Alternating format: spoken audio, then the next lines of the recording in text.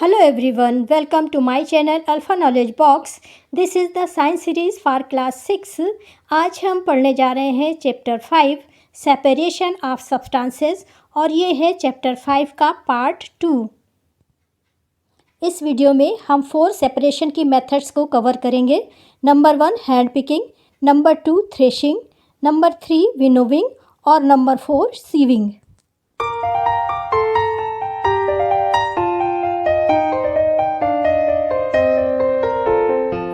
Part 1 video में हमने ये देखा था कि हमारी डेली लाइफ में बहुत सारे ऐसे इंस्टांसेस होते हैं जहाँ पर हम चीज़ों को सेपरेट करते हैं।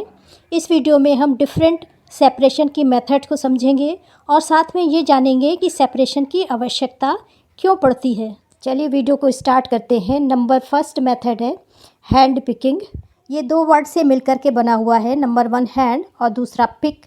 हैंड का मतलब तो आप सब जानते हैं और पिक का मतलब है उठाना या चुनना। इसे एक्टिविटी नंबर 2 के द्वारा समझेंगे। Bring a packet of grain purchased from a shop to a classroom. यहाँ पर हैंड पिकिंग को समझाने के लिए ये बोला जा रहा है कि ग्रेन का एक पैकेट मार्केट से ख़रीद करके क्लासरूम में लाइए। Now spread the grains on the sheet of paper. और इस ग्रेन्स को एक पेपर की शीट पर फैला दीजिए। Do you find only one kind of grains on the sheet of paper. क्या फैलाए गए ग्रेन्स में केवल एक ही तरह के अनाज या ग्रेन्स हैं। Are there pieces of stones husk broken grains and particle of any grains in it. क्या यहाँ पर स्टोन्स हस्क यानी भूसा, टूटे हुए ग्रेन्स या फिर दूसरे पार्टिकल्स भी हैं।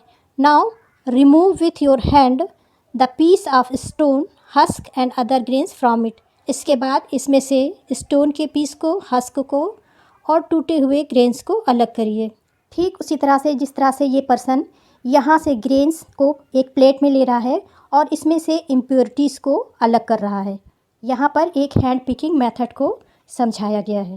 This method is used of hand picking can be used for separating slightly longer sized impurities like the piece of dirt, stones and husk from wheat, rice or pulses। इस hand picking का use थोड़ी बड़ी impurities को अलग करने के लिए किया जाता है, जैसे डर्ट, स्टोन, हस्क को व्हीट या राइस से अलग करना या सेपरेट करना। The quantity of such impurities is usually not very large. और ये इम्प्योरिटीज़ बहुत ज़्यादा मात्रा में नहीं होनी चाहिए। In such situation we find that hand picking is a convenient method of separation of substances. इस तरह से हम कह सकते हैं कि हैंड पिकिंग एक बहुत आसान या कन्वीनियंट मेथड है चीज़ों को एक दूसरे से अलग करने की।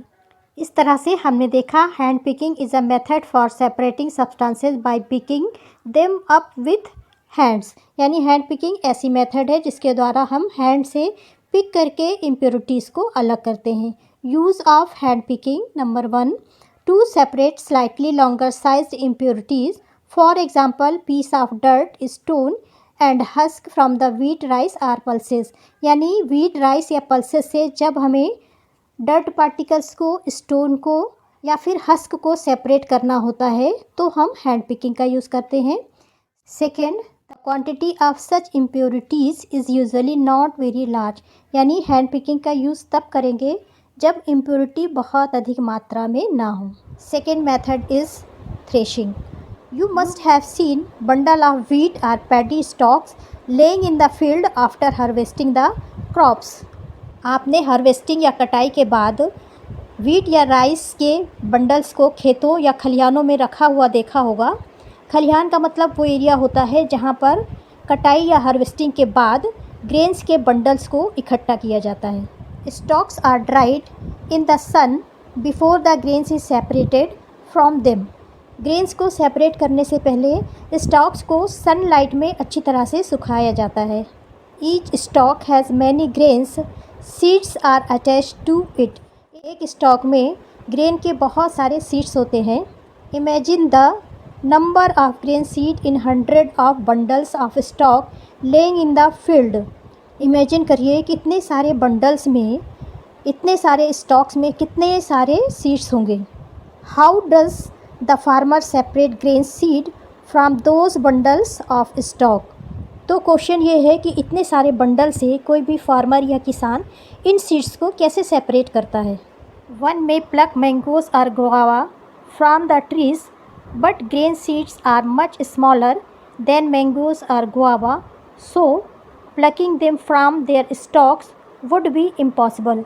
यहाँ पे ये बोला जा रहा है कि मैंगो और गुआवा को उसकी ट्री से तोड़ना तो आसान है, लेकिन ग्रेन्स की साइज़ बहुत छोटी होने के कारण उसे मैंगो या गुआवा की तरह नहीं तोड़ा जा सकता, यानी इस तरह से तोड़ना इम्पॉसिबल है। How does one separate grain seed from their stalks. तो फिर ग्रेन्स को उनके सीड से कैसे सेपरेट किया जाता है। आगे बढ़ने से पहले चलिए यहाँ पे दिए गए कुछ फिगर्स को जान लेते हैं। ये है बंडल ऑफ वीट्स जो कि हार्वेस्टिंग के बाद फील्ड्स में इकट्ठा किया जाता है।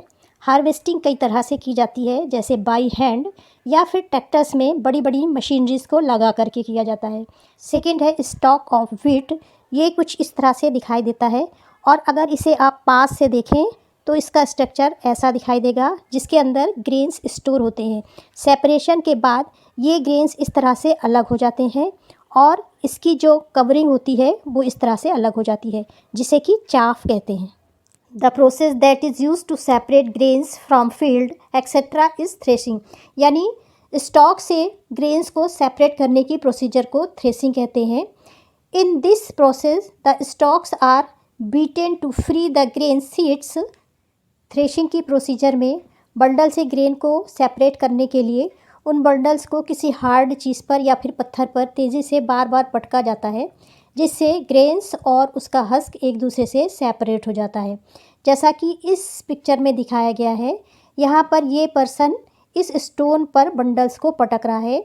ठीक इसी तरह से इस फिगर में कुछ पर्सन्स इस स्ट्रक्चर पे, हार्ड स्ट्रक्चर पे बंडल्स को पटक रहे हैं, जिससे ग्रेन्स नीचे सेपरेट हो रहा है। Sometimes threshing is done with the help of bullock. कभी कभी थ्रेशिंग की प्रोसीजर को बुलक्स के द्वारा भी किया जाता है, जैसा कि इस फिगर में शो किया गया है। इस प्रोसीजर में स्टॉक को फील्ड पर फैला दिया जाता है और बुलक्स को गोल गोल राउंड शेप में घुमाया जाता है, जिससे कि ग्रेन्स अलग हो जाते हैं और हस्क अलग हो जाता है। Machines are also used to thresh large quantities of grains. अगर बहुत बड़े पैमाने पर खेती की जाए, फार्मिंग की जाए और उसकी क्वांटिटी बहुत अधिक मात्रा में हो, तो थ्रेशिंग मशीन के द्वारा फिर थ्रेशिंग की जाती है। ये एक थ्रेशिंग मशीन है जिसमें यहाँ से ग्रेन्स के बंडल को मशीन में डाला जाता है। इसमें 2 प्लेट्स लगी होती हैं। एक प्लेट से जो हस्क होता है वो दूर जा कर के गिरता है, जिसकी हीप बन जाती है, और दूसरी जो नीचे साइड प्लेट लगी हुई होती है उससे ग्रेन्स यहाँ इकट्ठा हो जाता है हीप के फॉर्म में, जिसे कलेक्ट कर लिया जाता है। इस तरह से हमने देखा threshing is a process in which we separate grains from stalk. यानी थ्रेशिंग एक ऐसी प्रोसीजर है जिसे ग्रेन्स को स्टॉक से सेपरेट किया जाता है। This process is used by farmer to separate grains, wheat, rice, mustard seeds in his field. इसका यूज़ फार्मर अपनी फील्ड में व्हीट, राइस, मस्टर्ड या ग्रेन के सीड्स को सेपरेट करने के लिए करता है। नेक्स्ट मेथड है विनोविंग। विनोविंग वर्ड विनोवर से लिया गया है, जिसे कि यहाँ पर फिगर में दिखाया गया है। इसे हिंदी में सूप भी बोलते हैं। आपने इसे अपने घरों में मम्मी को ग्रेन्स को सेपरेट करते हुए देखा होगा। विनोविंग मेथड को एक्टिविटी नंबर 3 के द्वारा समझेंगे। Make a mixture of dry sands with sawdust or powdered dry leaf. यहाँ पे ये बोला जा रहा है कि आप ड्राई सैंड यानी सूखी हुई रेत, सॉडस्ट यानी लकड़ी का बुरादा या फिर ड्राई लीफ का एक मिक्सचर तैयार करिए। Keep this mixture on a plate और अ न्यूज़पेपर। इस मिक्सचर को एक प्लेट में या फिर न्यूज़पेपर में रखिए। Look at this mixture carefully. Can the 2 different components be made out easily. इस मिक्सचर को बहुत केयरफुली देखिए और ये बताइए कि क्या इनके कंपोनेंट्स को एक दूसरे से आसानी से अलग किया जा सकता है। Are the size of particle of 2 components similar. क्या दोनों कंपोनेंट्स के पार्टिकल एक जैसे हैं। Would it be possible to separate the components by hand picking. क्या ये संभव है कि इनके कंपोनेंट्स को हैंड पिकिंग के द्वारा सेपरेट किया जा सके? Now take your mixture to a open ground and stand on a raised platform. अपने मिक्सचर को खुले हुए एरिया में ले जाइए और थोड़ी ऊंची जगह पर खड़े हो जाइए। Put the mixture in a plate और शीट ऑफ पेपर। इस मिक्सचर को प्लेट या पेपर पे रखिए।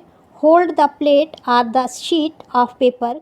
यहाँ पर ये बोला जा रहा है कि जिस प्लेट या पेपर पे आपने मिक्सचर को रखा हुआ है उसे अपने कंधे से थोड़ा ऊंचे ले जाइए और थोड़ा सा टेढ़ा करके धीरे धीरे उस मिक्सचर को नीचे गिराइए। व्हाट हैपेंड, क्या होता है? Do both the components sand and sawdust fall at the same place? क्या दोनों कंपोनेंट्स सैंड या फिर साडस्ट एक ही जगह पर गिरते हैं? Is there are components that blow away? क्या यहाँ पर कोई ऐसा कंपोनेंट्स है जो कि हवा से दूर जाके गिर रहा है? Did the wind manage the separate the two components? क्या हवा दोनों कंपोनेंट्स को अलग अलग करने में सफल हुई? This method is commonly used by farmer to separate lighter husk particle from heavier seeds of grains. इस मेथड का यूज़ फार्मर्स लाइटर और हैवियर पार्टिकल्स को एक दूसरे से अलग करने के लिए करते हैं, जिसे कि इस फिगर में शो किया गया है। इस पिक्चर में विनोविंग को समझाया गया है। ये लेडी इस विनोवर को यानी सूप को अपने शोल्डर से थोड़ा सा ऊपर रखे हुए है और धीरे धीरे ग्रेन्स को नीचे गिरा रही है, जिससे ग्रेन्स के पार्टिकल हैवी होने के कारण एक जगह इकट्ठे हो रहे हैं और हस्क के पार्टिकल दूर जा कर के इकट्ठे हो रहे हैं। यहाँ पर ध्यान देने वाली बात यह है कि विनोविंग की प्रोसीजर को तब परफॉर्म किया जा सकता है जबकि एयर चल रही हो। अगर हवा नहीं चल रही है तो विनोविंग की प्रोसीजर को परफॉर्म नहीं किया जा सकता। This method of separating components of a mixture is called the winnowing. इस तरह से जब हम ग्रेन्स या हस्क को एक दूसरे से विनोवर के द्वारा सेपरेट करते हैं तो हम उसे विनोविंग बोलते हैं। Winnowing is use to separate heavier and lighter components of a mixture by wind और बाय ब्लोइंग एयर। इस तरह से हमने देखा कि विनोविंग के द्वारा हैवियर और लाइटर कंपोनेंट्स को एक दूसरे से अलग किया जाता है और इसके लिए विंड का यूज़ किया जाता है या फिर ब्लोइंग एयर का यूज़ किया जाता है। फोर्थ मेथड है सीविंग यानी छानना। Sometime we may wish to prepare a dish with flour. कभी कभी हमारी इच्छा होती है कि फ्लोर से या आटे से हम कुछ बनाएं, तो we need to remove impurities and bran that may be present in it. तब हम आटे से उसमें जो इम्प्योरिटीज़ होती हैं या फिर चोकर होता है उसे अलग करते हैं। What do we do? इसके लिए हम क्या करते हैं? We use a sieve and pour the flour into it. इसके लिए हम छलनी का यूज़ करते हैं और छन्नी में आटा डालते हैं, जैसा कि फिगर 5.6 में दिखाया गया है। आपने अपने मम्मी को इस तरह से आटे को या फ्लोर को छानते हुए देखा होगा जब वो आटे या फ्लोर से कुछ बनाती हैं। Sieves allow the fine flour particles to pass through the holes of the sieves while the bigger impurities remains on the sieves। जब हम छन्नी से कुछ छानते हैं तो जो बिगर पार्टिकल्स होते हैं वो छन्नी में ऊपर ही रह जाते हैं। In flour mills impurities like husk and stone are removed from wheat before grinding it। Floor की मिल्स में गेहूं को पीसने से पहले उसमें से हस्क या स्टोन्स को इसी तरह से सेपरेट किया जाता है।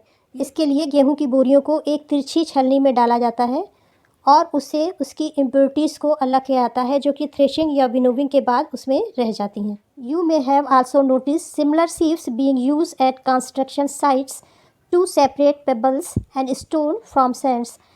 आपने किसी कंस्ट्रक्शन साइट पे इसी तरह से स्टोन्स और पेबल्स को सैंड से सेपरेट करते हुए देखा होगा, जिसे कि इस पिक्चर में शो किया गया है।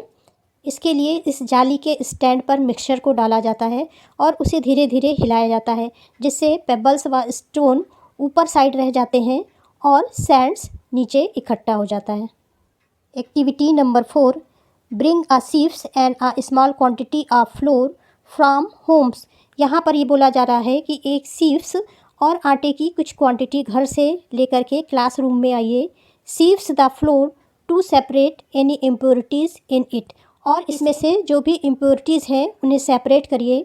Now make a fine powder of chalk pieces and mix it with the floor. इसके बाद चाक का एक फाइन पाउडर बनाइए और उसे इस फ्लोर में मिक्स कर दीजिए. Can we separate the flour and the powdered chalk by sieving.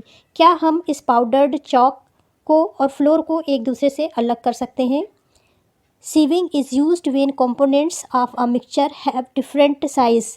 यानी सीविंग का यूज़ हम केवल तब कर सकते हैं जब एक दूसरे में मिक्स पार्टिकल डिफरेंट साइज़ के हों.